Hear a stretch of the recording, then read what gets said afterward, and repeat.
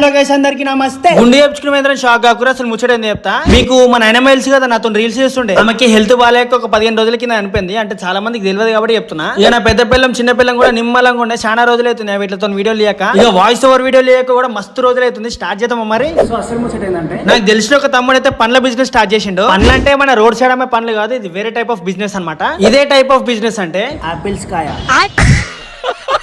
అంటే ఇట్లా అన్ని పండ్ల కాయలు కోసి బాక్స్ లో పెట్టి మనకి హోమ్ డెలివరీ చేస్తారన్నమాట. మ్యాటర్ ఏంటంటే, మనం దుకాణానికి పోయి కొనుక్కొని కోసుకొని ప్లేట్లు వేసుకొని తినాలంటే పెద్ద ప్రాసెస్ అయిపోతుంది.